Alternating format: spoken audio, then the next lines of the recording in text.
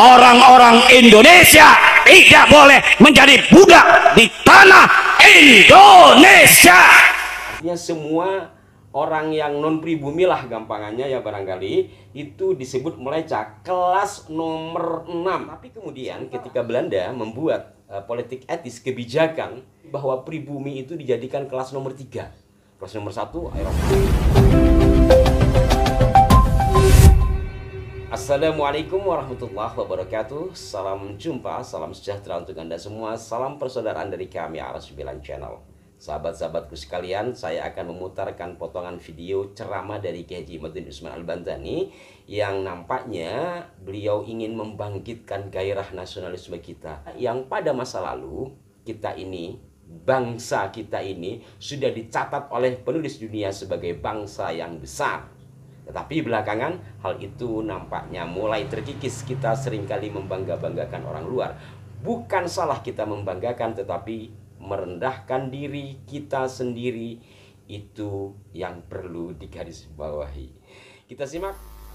Seorang Portugis yang lain yang bernama Tome Pires dalam bukunya Summa Oriental di abad ke-16 juga mengatakan, orang-orang pesisir Jawa Tengah sudah mempunyai kapal-kapal perang yang sangat modern. Jika kapal-kapal perang Portugis dijejerkan dengan kapal-kapal perang orang-orang Jawa Tengah, maka kapal-kapal perang Portugis ini tidak ada apa-apanya. Ini adalah menunjukkan betapa orang-orang Eropa, orang-orang Portugis kala itu memiliki rasa hormat yang begitu tinggi terhadap orang-orang Jawa. Karena apa? Karena orang Jawa ketika itu memiliki sikap, memiliki jati diri. Menurut Profesor Agus Sunyoto, Ketua Les Bumi PBNU, sekarang sudah almarhum, bahwa ajaran sosiologi di tanah Jawa, ajaran kelompok-kelompok masyarakat di tanah Jawa yang kemudian diadopsi oleh saudara-saudara kita dari agama Hindu, bahwa kelompok sosial yang ada di Indonesia ada bukan berdasarkan keturunan, tapi berdasarkan prestasi. Ada Brahmana, ada Ksatria, ada Waisya, ada Sudra.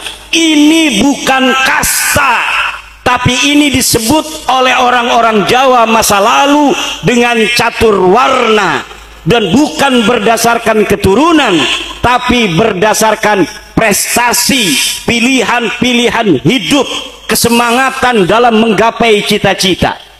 Dia yang jadi Brahmana bukan dia anak Brahmana, tapi siapa saja yang mau untuk belajar ilmu-ilmu kebrahmanaan. Dia yang jadi kesatria bukanlah mesti dia harus anak seorang kesatria. Siapapun dia, walaupun dia dari Sudra, tapi kalau dia kemudian belajar, maka dia bisa menjadi kesatria. Waisa, golongan orang-orang kaya, itu bukan karena keturunan, tapi siapa saja dia mau dagang cilok, mau dagang bakso ke Tangerang, maka kemudian dia banyak duit, dia akan naik dari Sudra menjadi Waisa.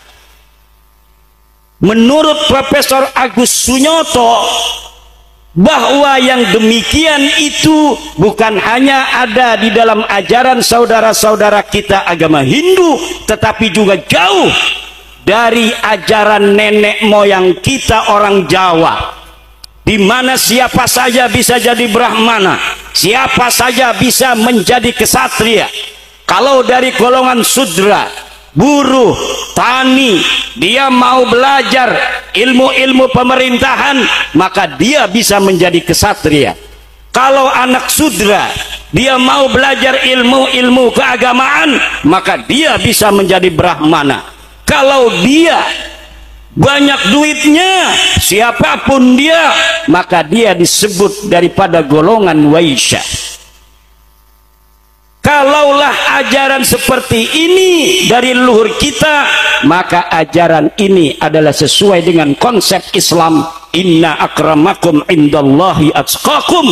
Sesungguhnya orang yang paling mulia di antara kalian adalah orang yang paling bertakwa.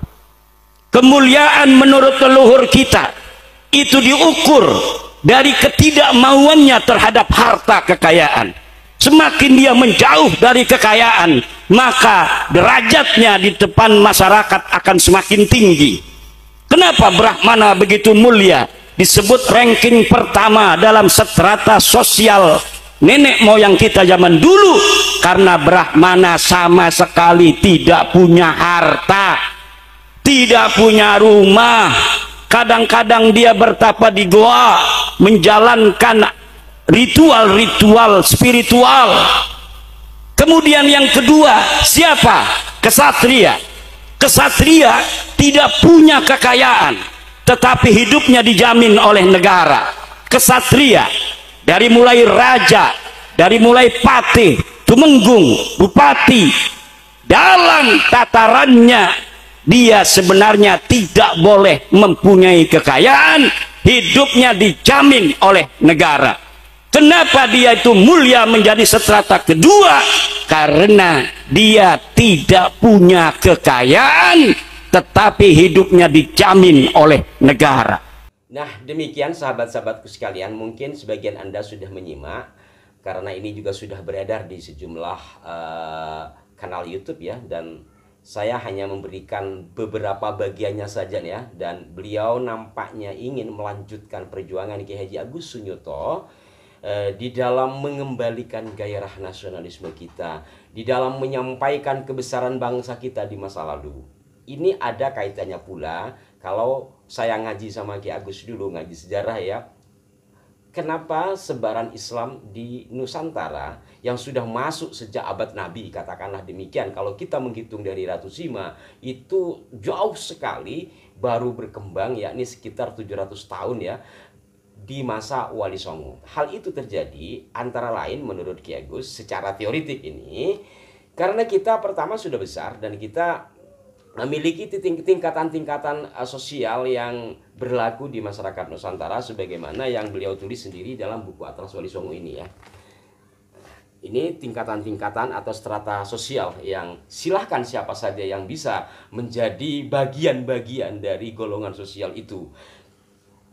Nah, kenapa Wali Songo akhirnya Kiai Agus menghitung dari Sunan Ampel? Karena di masa Sunan Ampel inilah sampai ke bawah nanti itu yang terstruktur dengan rapi. Nah, kenapa Sunan Ampel diterima dengan baik oleh masyarakat Jawa khususnya?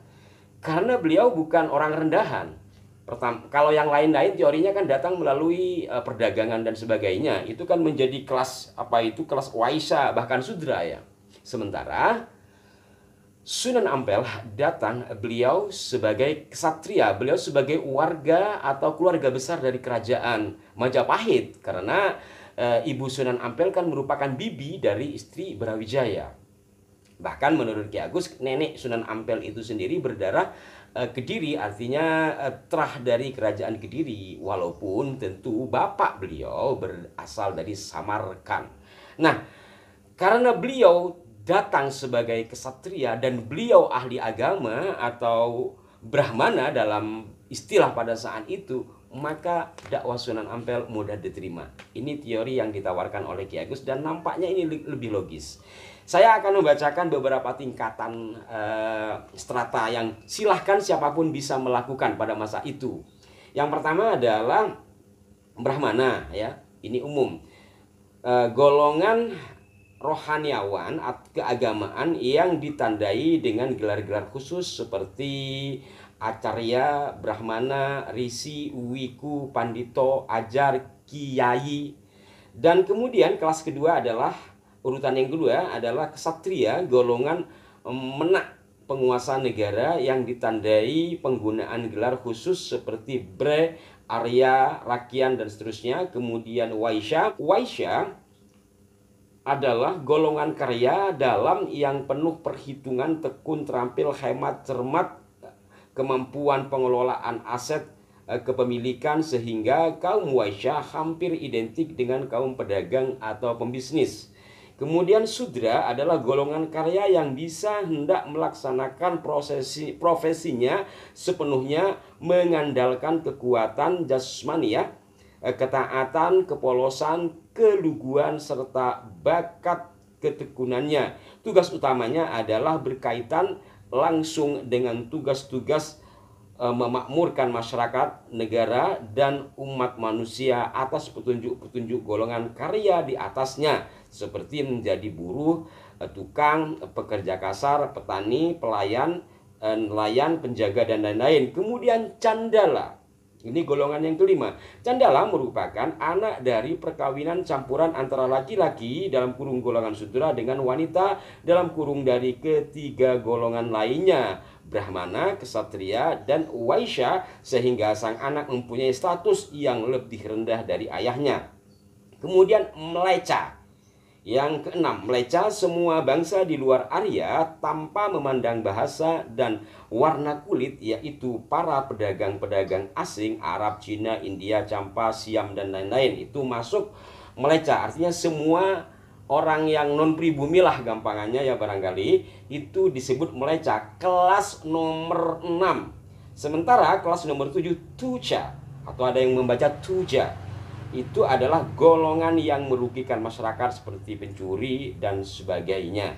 Di sini Ki Agus memberikan catatan bahwa historiografi Jawa sampai akhir Demak masih menyebutkan keberadaan golongan-golongan sosial masyarakat rendahan yang sudah terbentuk sejak era Majapahit, seperti golongan domba, kiwil, dapur, kilalan, potet, yang masih belum berubah, meski di antara warga rendahan itu sudah ada yang naik status seperti Syekh Domba, Syekh Kiwil, dan sebagainya. Ini di sini ada catatan di masa Demak ya.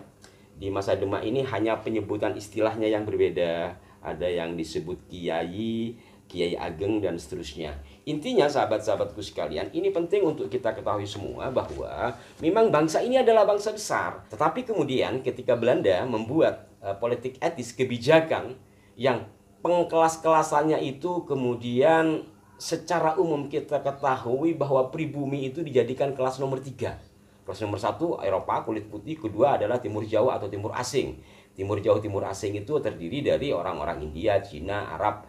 Sementara mereka sebagai penjajah menjadi kelas 1. Kita sebagai bangsa Nusantara dianggap kelas nomor 3. Dan itu dengan secara sistematis dilakukan oleh Belanda melalui pendidikan-pendidikan formal mereka, sehingga di sekolahan-sekolahan pun dilakukan seperti itu. Orang-orang kayak saya punya nggak mungkin sekolah di Kolongan Ningrat dan sebagainya.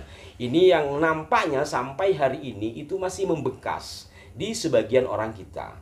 Buktinya kalau kita kedatangan orang asing ya, walaupun vulgar sekalian, vulgar, how are you mister?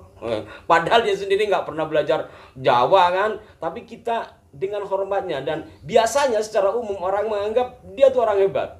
Ketika datang pakai jubah, assalamualaikum mister. Padahal belum tentu. Ya di Masjid Kuba, ya di Masjid Kuba kalau Anda ke Tanah Suci ya, di sana kan banyak pedagang kaki lima asongan itu yang pakai jubah juga. Ini bukan merendahkan, tidak. Ini lebih bagaimana cara pandang kita yang nampaknya secara struktural dan masif terencana juga oleh Belanda sampai hari ini itu melekat, termasuk saya juga.